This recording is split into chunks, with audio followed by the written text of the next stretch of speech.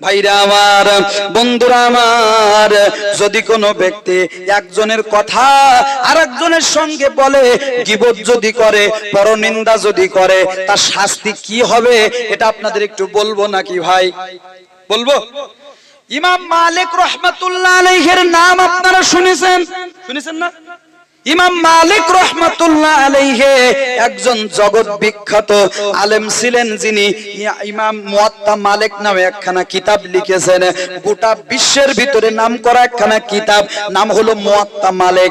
ভাইরা আমার, এই ইমাম মালিক রাহমাতুল্লাহ আলাইহি শুধুমাত্র একজন মসজিদের ইমাম ছিলেন না, শুধুমাত্র একজন আলেম ছিলেন না, তিনি তার জামানার সেই সময়ের একজন বিচারক ছিলেন, কাজী সাহেব ছিলেন। বলুন সুবহানাল্লাহ। একজন বিচারক ছিলেন। বন্ধুরা আমার, উনি যেই সময়ের বিচারক, যেই সময়ের কাজী সাহেব, ওই সময়ে ওনার এলাকায়, ওনার এলাকার ভিতরে একজন আল্লাহওয়ালা, পরহেজগার, 5 ওয়াক্ত নামাজি, দিনদার, ধার্মিক একজন মহিলা, স্বামীর খেদমত করে, জীবনে হজ করেছে, জীবনের রোজা কাজা করেনি, হজ পালন করেছে, নামাজ কাজা করেনি, পর্দার খেলাপ করেনি, এমন একজন আল্লাহওয়ালা পরহেজগার মহিলা ওই এলাকার মধ্যে মারা গিয়েছে। এখন এলাকার মধ্যে, আপনাদের এলাকায় যদি কোনো মহিলা মারা যায়, যদি কোনো মহিলা ইন্তেকাল করে, সাথে সাথে ওই মহিলাকে গোসল করানোর জন্য, মুর্দা দাফন কাফন করানোর জন্য কিছু মহিলা আসে কি আসে না? আসে না? সব এলাকায় কিন্তু কিছু মহিলারা থাকে, যে কোনো মহিলা মারা গেলে পরে সাথে সাথে কিছু মহিলা এসে ওই মৃত মহিলাকে কাফন দাফন করে। এরকম মহিলার কিছু আছে না এলাকায়? ভাইরা আমার, এই মহিলা মারা যাওয়ার পরে এলাকার ওই মহিলাগুলো দৌড়িয়ে এসেছে গোসল করানোর জন্য, কাফন দাফন করানোর জন্য। এবার আসার পরে মশারি টানানো হলো, বড়ই পাতার গরম পানি করা হলো, পানিগুলো এক জায়গায় করা হলো, 4 জন মহিলা গোসল দেওয়ার জন্য মশারির ভিতরে প্রবেশ করেছে। বাইরা আমার, গোসল দেওয়ানোর জন্য যখন ভিতরে প্রবেশ করেছে, প্রবেশ করার পরে 4 জন মহিলা গোসল দিতেছে। গোসল করাইতে করাইতে যখন গোসল একেবারে শেষ পর্যায়ে, গোসল একেবারে শেষ মুহূর্তে 3 জন মহিলা বাহিরে চলে এসেছে, ভেতরে 1 জন মহিলা বাকি আছে। জোরে বলুন, কয়জন? কয়জন? 1 জন মহিলা বাকি আছে। এই মহিলা, ওই মহিলা, যে মহিলা মারা গেছে, মুর্দা মহিলা, ওই মহিলার সঙ্গে ভেতরের মধ্যে রয়ে গেছে, আর 3 জন মহিলা বাহিরে চলে গেছে। ভাইরা আমার, এই মহিলা ওই মহিলার সঙ্গে মুখের থেকে হাত বুলাইতে বুলাইতে, মুখের থেকে হাত বুলাইতে বুলাইতে একটা পর্যায়ে যখন হাতখানা এই মৃত মহিলার এই পা পর্যন্ত আসছে, উরু পর্যন্ত আসছে, রান পর্যন্ত যখন আসছে, জীবিত মহিলার হাতখানা পা পর্যন্ত যেই না মাত্র আসছে, আসার সাথে সাথে এই জীবিত মহিলার হাত এই মৃত মহিলার পায়ের সঙ্গে আটকিয়ে গেছে। এখন আমাদের এলাকায় যদি কোনো মহিলা মারা যায় আর জীবিত মহিলা গোসল করাইতে যে যদি কারোর হাত ওই মৃত মহিলার গায়ের সঙ্গে আটকিয়ে যায়, বলেন ওই জীবিত মহিলা কি আর বেশি থাকবে না? ভয়তে মারা যাবে। ও জায়গায় মারা যাবে না, জায়গায় স্ট্রোক করবে। ভাইরা আমার, এই ঘটনা যখন ঘটেছে, এই ঘটনা যখন ঘটেছে, মহিলা চেষ্টা করতেছে নিজের হাতখানা ছাড়ানোর জন্য, নিজের হাতখানা এই মৃত মহিলার পায়ের থেকে ছাড়ানোর জন্য চেষ্টা করতেছে।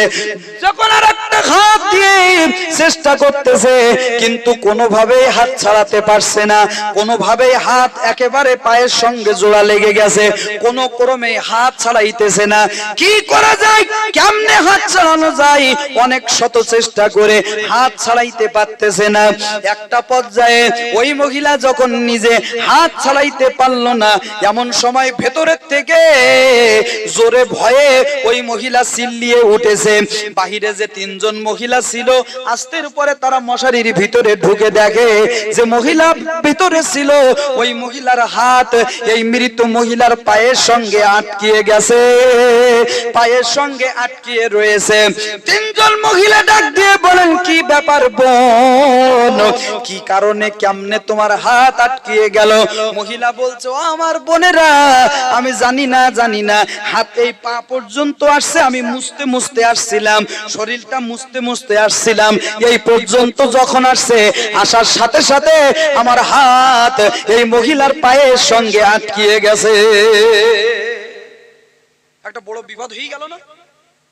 আমার ভাইরা, আমার বন্ধুরা, রাগ করতেছেন নাকি আপনারা? কষ্ট পাচ্ছেন? আলোচনা আর একটু চলবে কি চলবে না? তো একটু সামনের দিকে আগায় আসেন, যাতে পেছনের ভাইরা আসার পরে পেছনের জায়গাগুলো একটু বুক করে বসতে পারে। পরিবেশটা সুন্দর করার জন্য একটু সামনের দিকে আগিয়ে আসেন, ফাঁকা জায়গাগুলো একটু পূরণ করে বসেন। তো মহব্বতে জিকির করে, লা ইলাহা ইল্লাল্লাহ, লা ইলাহা লা ইলাহা। আসেন আসেন ভাই, একটু সামনের দিকে আগে আসেন, মুরব্বি একটু আগিয়ে আসেন, আসেন সামনে আসলে কষ্ট হবে। আসেন, একজনের জন্য যদি জায়গা ছেড়ে দেন আর এক মুসলমান ভাইয়ের জন্য, আল্লাহ পাক জান্নাতে আপনাদের জায়গা করে দেবে, বলেন সুবহানাল্লাহ।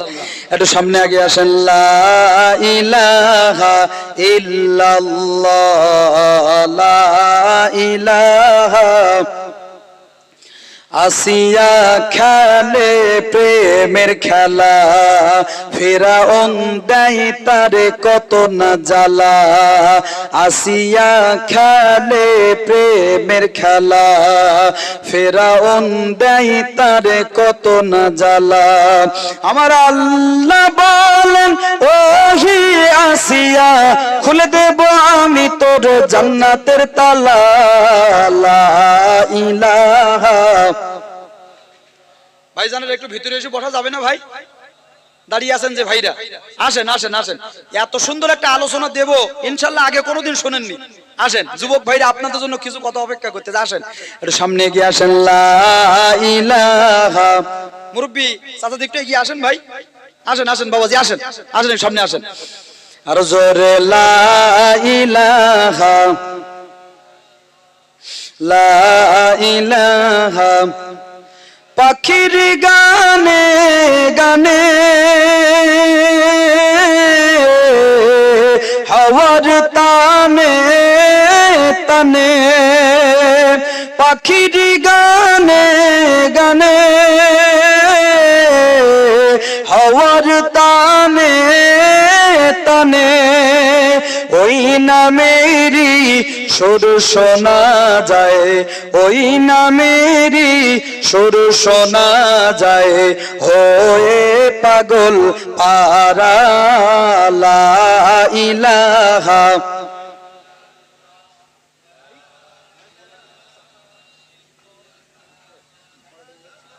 মোটা আওয়াজ টানতেছে না, দেখেন এখানে কোনো আওয়াজই টানতেছে না।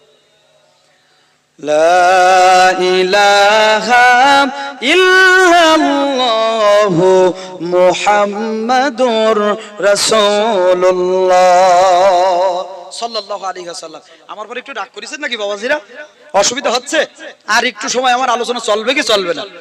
এখন এই মহিলার হাত, জীবিত মহিলার হাত এই মৃত মহিলার পায়ের সঙ্গে আটকিয়ে গেছে।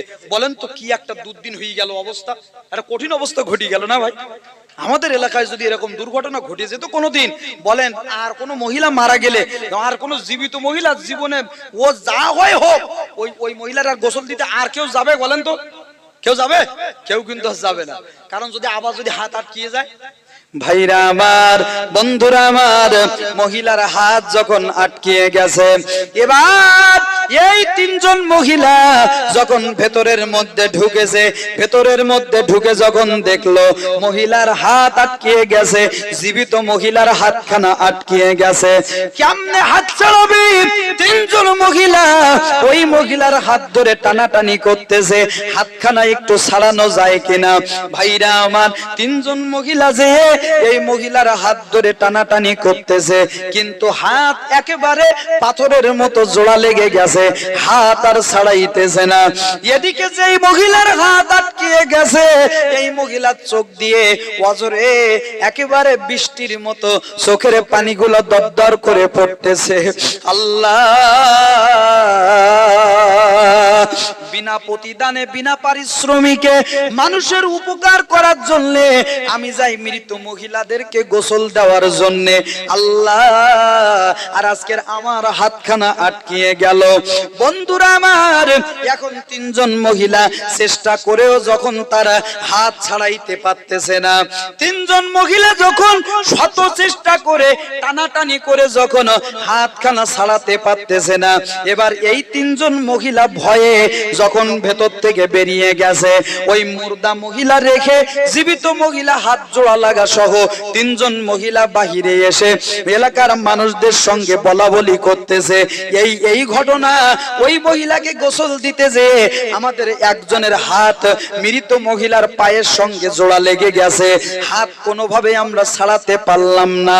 বন্ধুরা আমার, সংবাদ যখন চতুর্দিকে ছড়িয়ে গেল, সংবাদ যখন এলাকার গ্রামের মধ্যে ছড়িয়ে গেল, মহল্লার মধ্যে ছড়িয়ে গেল, দলে দলে লোক আসতেছে, কি ব্যাপার, কি ঘটনা, জীবনে এমন ঘটনা আগে কোনোদিন দেখিনি, আগে কোনোদিন শুনিনি, এমন ঘটনা কি জন্য ঘটলো?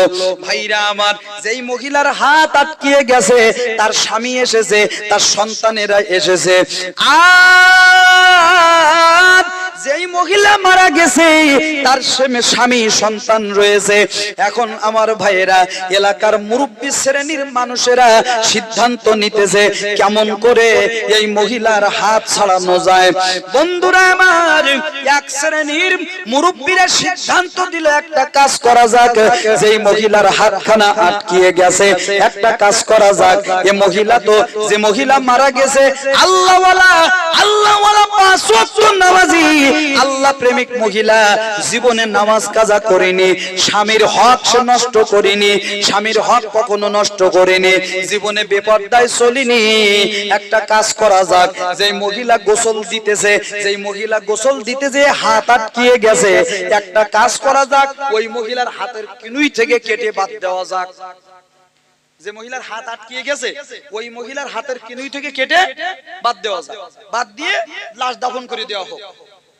এখন এই সিদ্ধান্ত, যে মহিলার হাত আটকিয়ে গেছে তার স্বামীর সাথে যে বলছে যে একটা কাজ করা যাক, এখন তো হাত আটকিয়ে গেছে, কোনোভাবেই তো ছাড়ানো যাচ্ছে না, তো একটা কাজ করা যাক। ভাই একটু সাউন্ড বাড়িয়ে দেন, খুব কষ্ট হচ্ছে। একটা কাজ করা যাক, আপনার স্ত্রীর এই হাতের কিনুই থেকে কেটে বাদ দেওয়া যাক। বলেন, পৃথিবীর কোন স্বামী কি মেনে নেবে? কথা বলুন, আপনারা মেনে নেবেন? আপনার স্ত্রীর হাত কেটে বাদ দেওয়া হবে, মেনে নেবেন?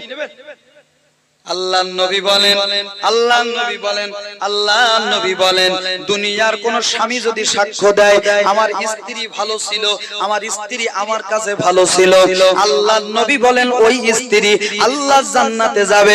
জোরে কোন সুবহানাল্লাহ।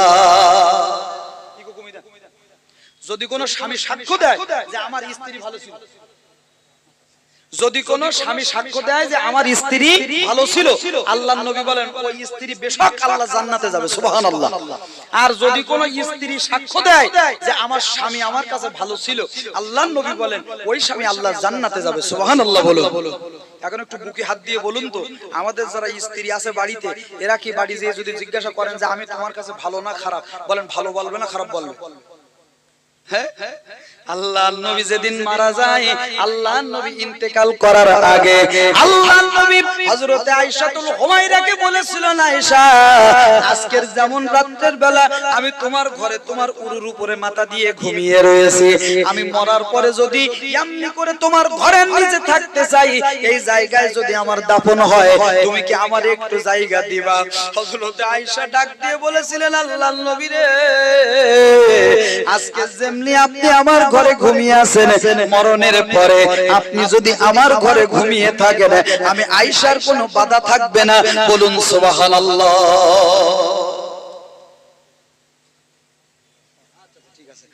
ভাইরা আমার, বন্ধুরা আমার, এবার সিদ্ধান্ত হলো একটা কাজ করা যাক, তোমার স্ত্রীর হাত কেটে বাদ দেওয়া হোক। আর বলছে না না না, আমার স্ত্রী তোমাদের বিনা পয়সায় উপকার করতে এসেছে, আমার স্ত্রীর হাত আমি কাটতে দেব না। তাহলে একটা কাজ করা যাক, যেই মহিলা মারা গেছে তার স্বামী তার বাচ্চাদেরকে ডেকে আনা হলো। ও ভাইজান, একটা কাজ করা যাক, তোমার স্ত্রী তো মারা গেছে, তোমার স্ত্রী তো কবরে দিতে হবে, দাফন কাফন করতে হবে। একটা কাজ করা যাক, তোমার স্ত্রীর এই পায়ের চামড়া সহ কেটে এই জীবিত মহিলার হাতখানা ছাড়ানো যাক। ও বেঁচে আছে, অন্তত বেঁচে থাকুক, নাকি বলে? ওই মৃত মহিলার পায়ের চামড়া থেকে কেটে হাতখানা ছাড়িয়ে আনা হোক। ভাইরা আমার, যে মহিলা মারা গেছে, এই মহিলার স্বামী ডাক দিয়ে বলতেছেন, ওই এলাকার মুরব্বীরা, ওই এলাকার মাতব্বরেরা, আপনারা তো জানেন আমার স্ত্রীর মতো পরহেজগার, আমার স্ত্রীর মতো আল্লাহওয়ালা মানুষ এই সমাজে একজনও ছিল না। আপনারা কেউ বলতে পারবেন আমার স্ত্রী কোনোদিন বেপরদায় চলেছে? না না না না না। তাহলে আজকের মরার পরে আমার স্ত্রীর পায়ের চামড়া কেন কাটা হবে? কোশ্চিন কালেও না না না না, আমার স্ত্রীর পায়ের চামড়া কেটে বাদ দিতে দেব না, আমার স্ত্রীর খুদ হতে দেব না। যা করার তোমাদের জ্যান্ত মহিলার করো, কারণ আমার স্ত্রী মারা গেছে, সে তো কোনো অন্যায় করেনি, সে তো কোনো অপরাধ করেনি। যা অপরাধ করেছে এই জীবিত মহিলা আমার স্ত্রীর সঙ্গে কি এমন অন্যায় করেছে যার জন্য তার হাত পায়ের সঙ্গে আটকিয়ে গেছে, যার জন্য পায়ের সাথে হাত আটকিয়ে গেছে।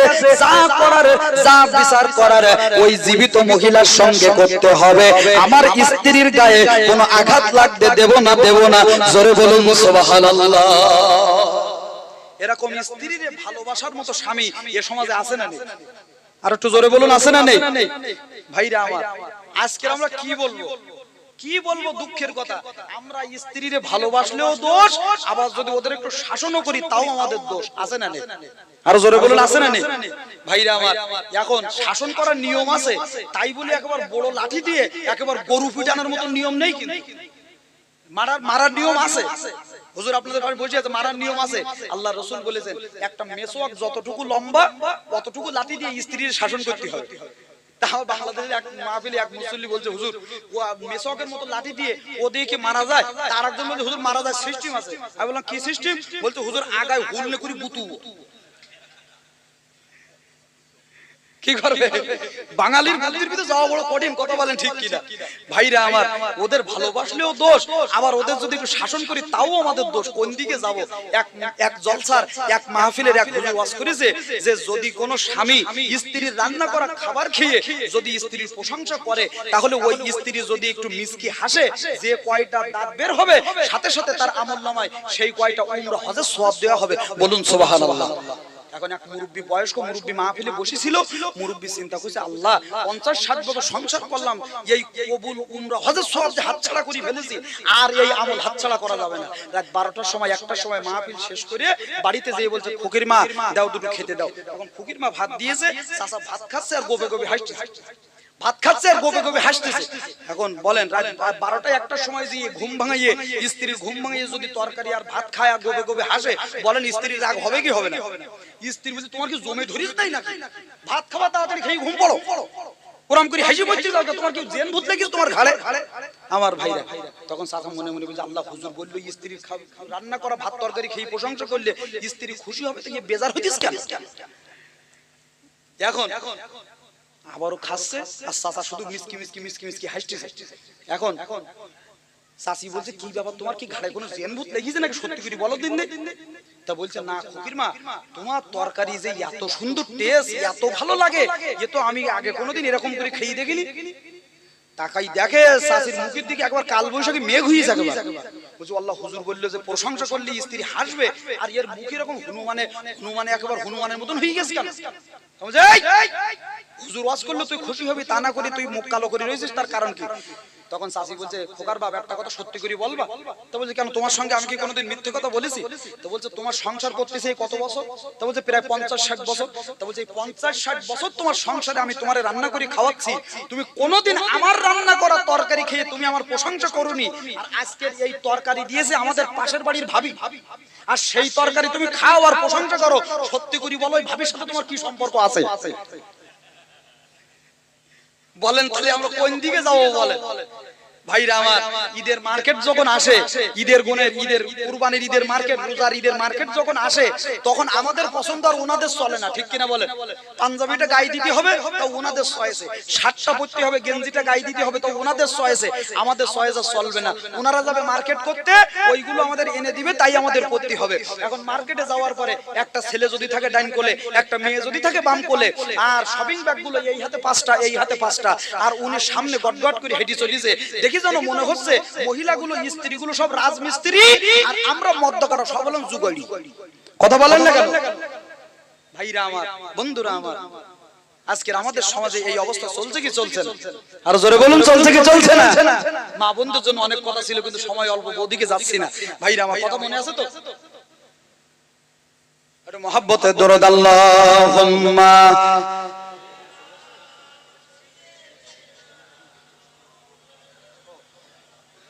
লিল্লাহি তাকবীর, লিল্লাহি তাকবীর, লিল্লাহি তাকবীর। ফুরফুরা শরীফের আওলাদের আগমন গাবতলাবাসীর পক্ষ থেকে, লাভ গাবতলাবাসীর পক্ষ থেকে লিল্লাহি তাকবীর। ফুরফুরা শরীফের হুজুরের আগমন, নারায়ে তাকবীর। হুজুর চলে আসেন, খুব তাড়াতাড়ি আসবে আপনাদের মাঝে। আপনারা কি রাগ করতেছেন নাকি ভাই? আর একটু সময় আমি বলবো কি বলবো না? একটু মহব্বতে দরুদ পড়েন, আল্লাহুম্মা সাল্লি আলা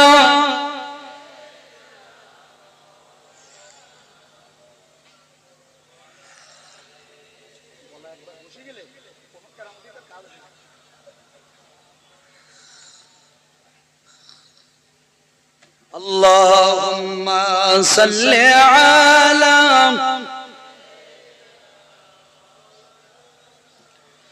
وعلى آل سيدنا مولانا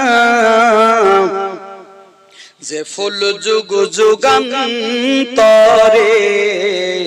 খুশবু ছড়াই, যে ফুল যুগ যুগান্তরে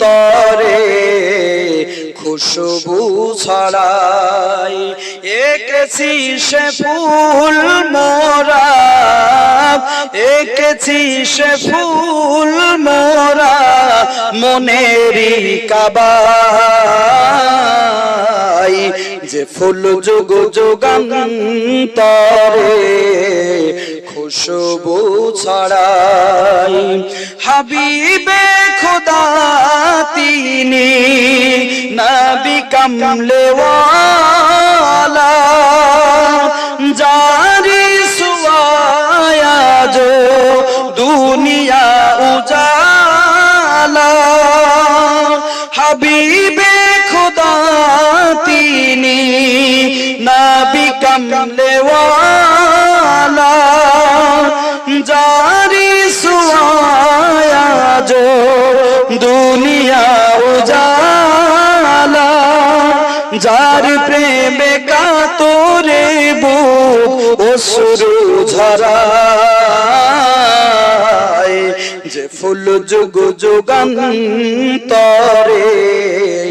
খুশবু ছড়াই, এঁকেছি সে ফুল মোরা, এঁকেছি সে ফুল মোরা মনেরই কাবায়, যে ফুল যুগ যুগান্তরে খুশবু ছড়ায়। আল্লাহুম্মা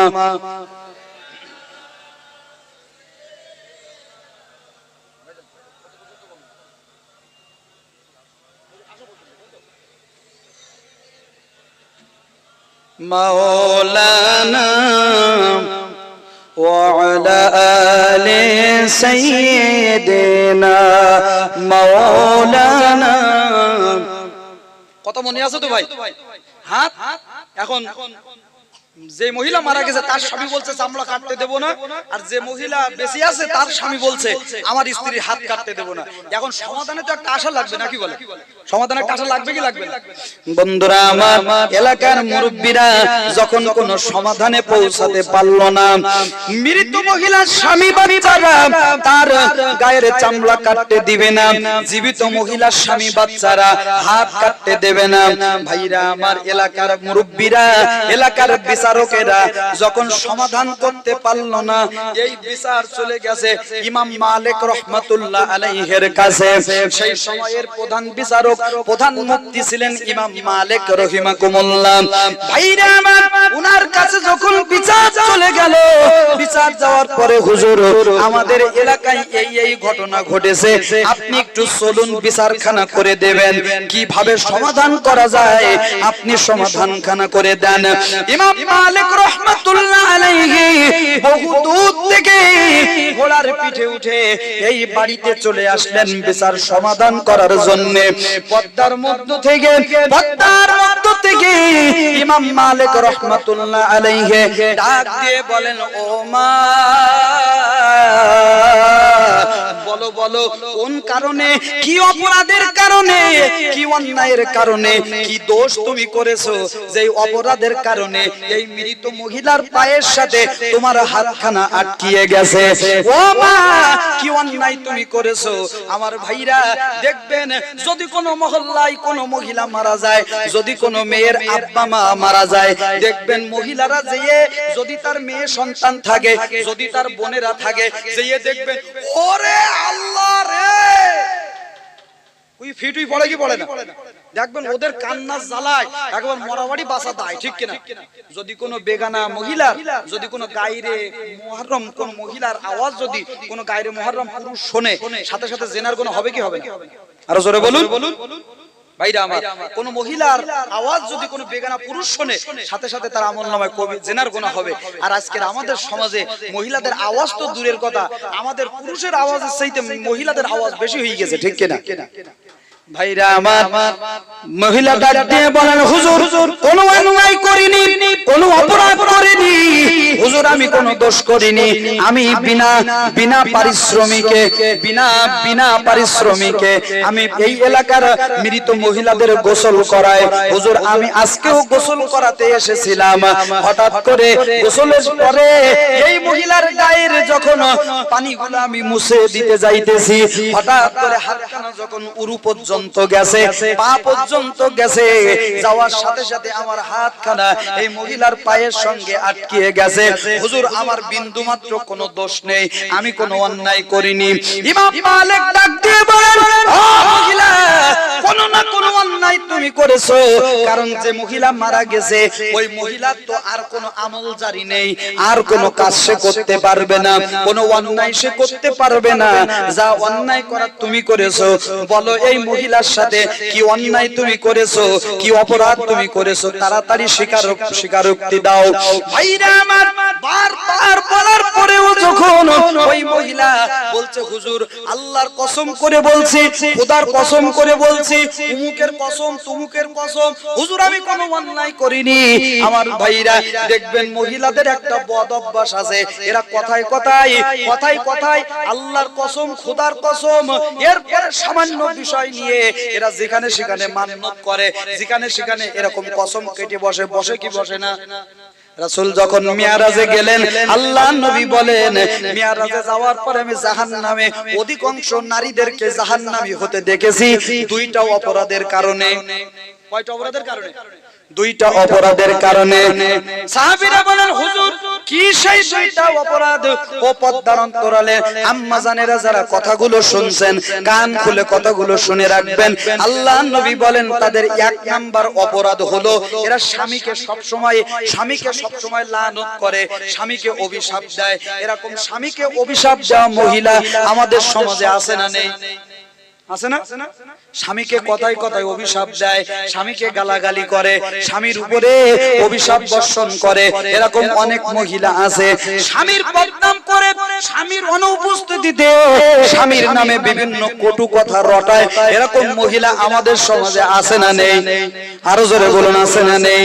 বন্ধুরা আমার, ভাইরা আমার, ওই মহিলা বারবার বারবার যখন আল্লাহর কসম, খোদার কসম কাটতেছে, হুজুর আমি কোনো অন্যায় করিনি, অপরাধ করিনি, আপনি আমাকে বাঁচান, আপনি আমাকে এই বিপদ থেকে রক্ষা করেন। ইমাম মালিক রহিমাহুল্লাহ ডাক দিয়ে বলেন, ও বাঁচানোর মালিক তো আমি না, বাঁচানোর মালিক হলেন আল্লাহ। জোরে বলুন, বাঁচানোর মালিক কে? আরো জোরে বলুন, কে? আল্লাহর নাম নিতে কোনো ভয় আছে নাকি? ভয় আছে? একটু মুখটা ভরে একটু আল্লাহকে ডাক দেন তো, আল্লাহ। ভাইরা আমার, আজকের মুসলমানদের জবান থেকে কিন্তু এই আল্লাহর ডাক ছিনিয়ে নেওয়ার জন্য ষড়যন্ত্র চলছে কি চলছে না? আর জোরে বলুন, চলছে কি চলছে না?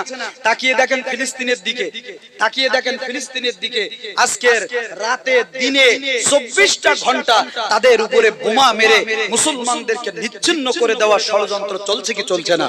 আর জোরে বলুন, চলছে কি চলছে না? আজকের ইরাকের মুসলমানদের উপরে নির্যাতন করে, অত্যাচার করে মুসলমানদেরকে নিচ্ছিন্ন করার ষড়যন্ত্র চলতেছে। আফগানিস্তানের মুসলমানদের উপরে আমেরিকা আজকের অত্যাচার চালিয়েছে। আজকের যেখানে মুসলমান আছে সেখানে বাতিলরা মুসলমানদের উপরে নির্যাতন করতেছে, অত্যাচার করতেছে।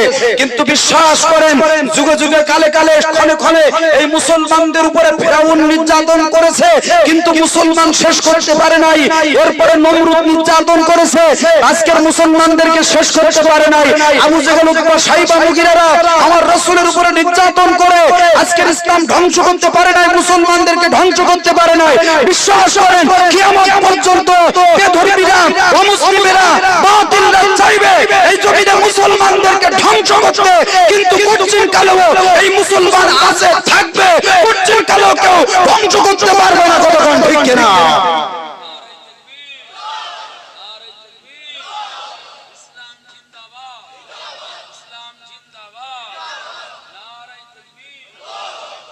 ভাইরা আমার, শত ষড়যন্ত্র মুসলমানদের উপরে চলেছে কি চলে না? কিন্তু মুসলমান এগিয়ে গেছে নাকি থেমে গেছে? এগিয়ে গেছে, কিয়ামত পর্যন্ত যাবে, কিন্তু মুসলমানদের কেউ থামাতে পারবে? আর জোরে বলুন, পারবে? আল্লাহ কবুল করুক, ইসলামের সাথে, ইসলামী আন্দোলনের সাথে, দিন কায়েমের সাথে আমাদের থাকা তৌফিক দান করুক। বলেন আমিন। আর জোরে বলেন আমিন। হুজুর সব রাজি আছি, কিন্তু নামাজ পড়তে রাজি না, নাকি বলেন? সারা রাত হুজুর ওয়াজ শুনতে রাজি আছি, আপনি সারা রাত ওয়াজ করেন, সারা রাত বুঝে বুঝে শুনবো, কিন্তু ফজরের নামাজে আসবো না। আছে না নেই? ভাইরা আমার, যে এলাকায় যেদিন গান হয়, যে এলাকায় যেদিন গান হয় ওই এলাকায় সেদিন রিয়াকশন হয়, আর যে এলাকায় যেদিন মাহফিল হয় ওই এলাকায় সেদিন অ্যাকশন হয়। অ্যাকশন আর রিয়াকশন বোঝেন আপনারা? দেখবেন এলাকায় যেদিন গান হয় ওই সারা রাত গান শোনার পরে দিনের বেলা যখন মাঠে ঘাটে কাজকর্ম করে, তখন রাত্রে যে গান শুনেছে ওই গান গুনগুন করে গায় কি গায় না? গায় না? গুনগুন করে গান গায়।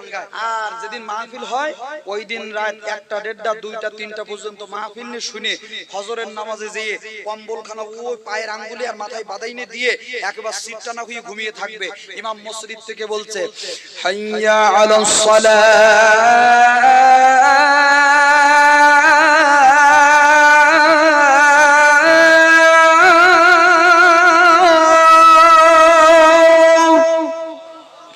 হাইয়া আলাস সালাহ,